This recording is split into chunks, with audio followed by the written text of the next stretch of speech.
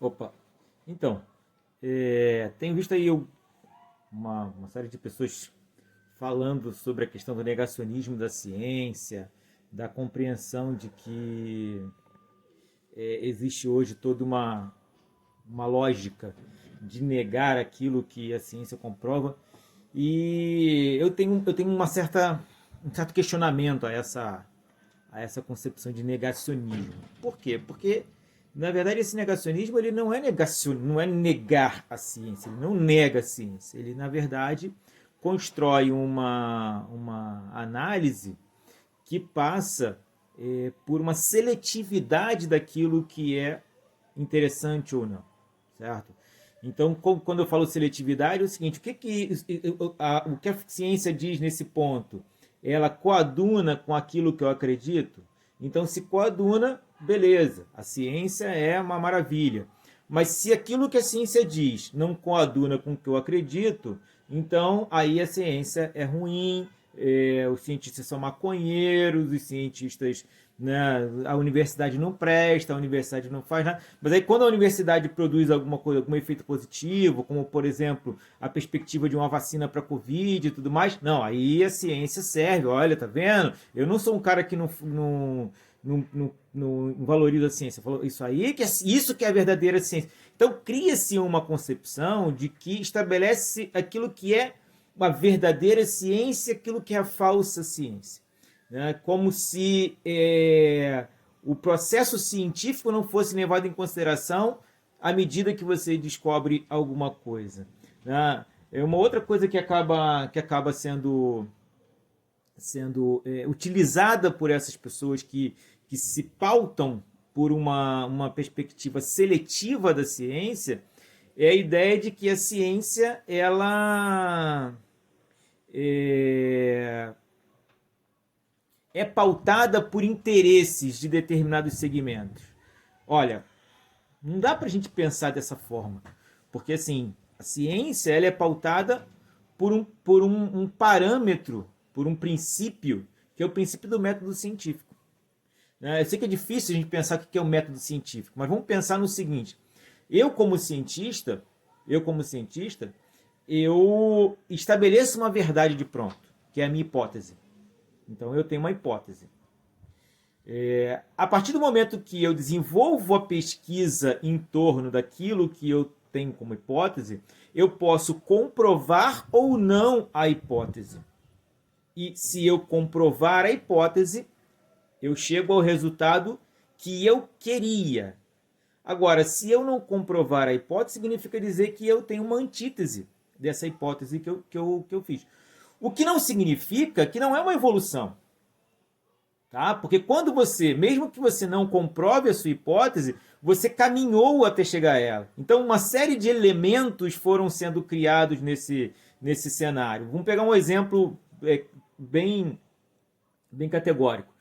Nas pesquisas que foram desenvolvidas para a busca de uma cura para o HIV, né, um remédio que combatesse o HIV, as primeiras pesquisas e as pesquisas mais recentes, elas não chegaram a um determinado remédio que fizesse isso, mas foram estabelecendo elementos que combatiam a replicação do vírus, que melhoravam a qualidade de vida do portador de HIV. A gente lembra aí, quem é da minha época, né? Eu sou da década de 70, então quem aí viveu a infância e adolescência na década de 80 e 90, vai lembrar que as pessoas que tinham AIDS morriam com 4, 5 anos de doença. Né? Hoje em dia, uma pessoa vive 30, 40, 50 anos com HIV, porque você tem uma série de medicamentos que, ao longo desse processo, foi descoberto por conta dessa prática científica, que estabelece hipótese, antítese, e o resultado disso é a síntese. Então, a pesquisa científica ela se pauta por esse processo de construção do conhecimento. Ela não é uma coisa mágica, não é uma varinha mágica que, ó, pô, amanhã já tem uma vacina para Covid, né? Amanhã eu vou resolver o problema. Não, não é. É um processo. A gente vê aí algumas pesquisas sobre câncer, vê aí algumas pesquisas sobre o próprio HIV, que levam anos e anos e anos. Algumas pesquisas na área da física, por exemplo, a teoria das cordas, que existe uma série de pesquisas que tem mais de 40 anos e até hoje eles não conseguiram comprovar a teoria das cordas. Então, uma série de pontos que a ciência ela incorpora como parâmetro ou como referência para ser estudado. Na área da história, por exemplo, na historiografia, é um pouco diferente. Né? Como historiador, eu posso colocar isso. É um pouco diferente. Porque, à medida que você não comprova a sua hipótese, você comprova a negação dela. Então, automaticamente você publica isso e diz, olha, tá aqui, ó, o que eu pesquisei, o que eu cheguei de resultado foi isso a partir da pesquisa científica que eu fiz, a partir de um levantamento documental, de uma série de elementos. O exemplo talvez mais forte para mim é a minha própria tese de doutorado. Eu, quando comecei a tese de doutorado, eu defini uma hipótese. A hipótese era que o Brasil só tinha mantido relações comerciais e diplomáticas com Portugal a partir de 1822 por conta do tráfico de escravos. E ao longo do tempo da pesquisa, dos documentos que eu fui selecionando, ou dos documentos que eu fui descobrindo ao longo da pesquisa, eu cheguei à conclusão que não, que existiam outros interesses além do tráfico de escravos. Isso significa dizer que o tráfico de escravos era ignorado? Não. Isso significa dizer que o tráfico de escravos não influenciou as relações entre Brasil e Portugal? Não. Influenciou muito. Influenciou muito. Mas não significa dizer que foi o único motivo da manutenção das relações entre os dois países. Então, o que chega no final da minha tese de doutorado, eu falo assim, olha, a hipótese que eu pensei lá no início, ela não foi comprovada, pelo menos não totalmente. Ela foi comprovada parcialmente. Então, é isso, a pesquisa científica é isso. O cientista ele pode acreditar em alguma coisa e no final falar o que eu acredito não vale. E a gente precisa entender que isso é possível e que isso é o parâmetro da ciência. Então, negar a ciência é negar a possibilidade que as pessoas têm de descobrir resultados. Porque a ciência é um processo contínuo de pesquisa. E muito dessa ciência, ou seja, muito daquilo que nós buscamos enquanto cientista, né, seja ele das ciências sociais, das ciências humanas, das ciências físicas, biológicas, da ciência matemática, ou mesmo de outras áreas, como a ciência das ciências sociais aplicadas, muito do que nós buscamos é determinado pelas questões levantadas pela filosofia. Muito dessa coisa que a filosofia coloca aqui. E aí, o que a gente vai fazer? E a gente vai buscar essa referência a partir da pesquisa científica. Então, a filosofia, ela cria esse questionamento e a ciência, muitas vezes, tenta, a partir do questionamento filosófico, comprovar ou não aquilo que está posto. Então, Leonardo, quer dizer que então que a ciência ela é isenta, sempre isenta. Não, não existe ciência isenta.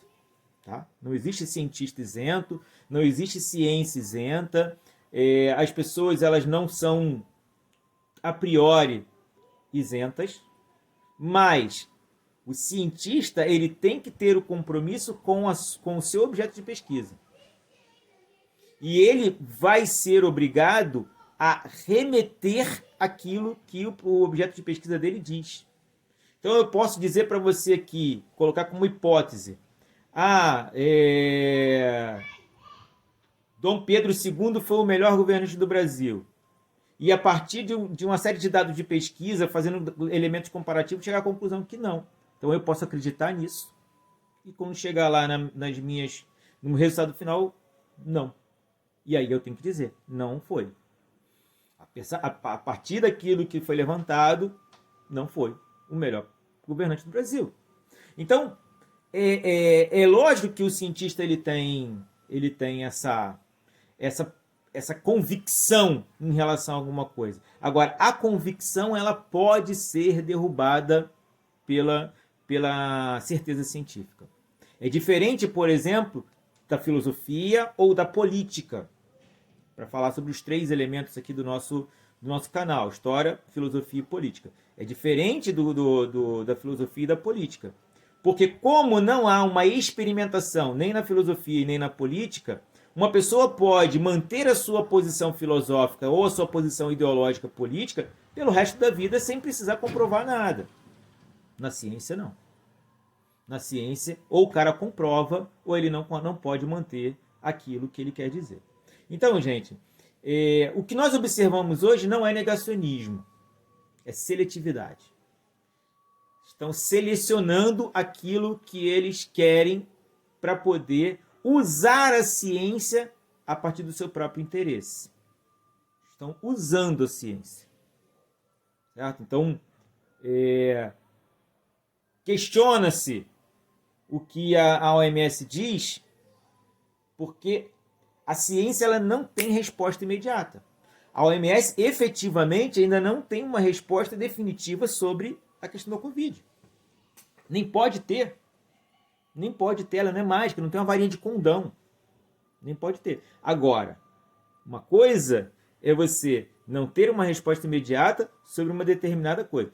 E a outra é você assumir o risco de indicar um determinado medicamento, um determinado tratamento, um determinado método para poder prevenir uma doença ou combater uma doença. Aí é outra coisa. Porque aí você tem que ter um embasamento científico. Então, quando a OMS indicou lá atrás que o isolamento social era o elemento fundamental para diminuir o contágio, isso não está determinado por uma solução mágica ou não está determinado por uma convicção das pessoas. Está determinado por toda a experimentação científica que foi realizada em todas as pandemias que nós tivemos ao longo da humanidade. Mas Leonardo, a última pandemia foi há 100 anos atrás. Sim, mas aquela pandemia trouxe demonstrações para a gente. Mas nós vivemos outras epidemias recentemente. A epidemia do H1N1, a questão da epidemia do Ebola no continente africano. Nós tivemos a epidemia do mal da vaca louca no Sudeste Asiático. Então, existe compreensão sobre questões pandêmicas ou epidêmicas. E nessa compreensão, qual é a melhor estratégia? O isolamento. Então, quando foi proposto o isolamento social para a questão da pandemia do coronavírus, isso tem a ver com toda essa estratégia política que se desenvolveu ao longo desse tempo, né? Baseado na ciência, baseado na concepção científica. Então, gente, não existe loucura, existe método na fala daqueles que negam alguma coisa. Não é negacionismo, é seletividade. Existe um método nessa seletividade para atender interesses políticos. Não adianta cair nesse debate. O método que eles utilizam bloqueia qualquer tipo de resposta. Porque ele é um método que se vale de verdades pinçadas. Então, é incompatível você dialogar com uma pessoa que não consegue conceber a realidade daquilo que a ciência é e como ela se constrói. Certo? Um grande abraço para vocês. Hoje é domingo, Dia dos Pais. Eu, na verdade, gostaria de ter feito uma live aqui com minha filha falando sobre feminismo, mas ela não bancou muito. E eu desejo, então, um feliz Dia dos Pais para todo mundo que assistir esse vídeo. Né? Eu sei que muita gente vai assistir depois, né? Então que hoje e sempre feliz Dia dos Pais e feliz Dia dos pais para todos os dias e entender o seguinte, que o papel do pai ele é fundamental. Certo? Um abraço.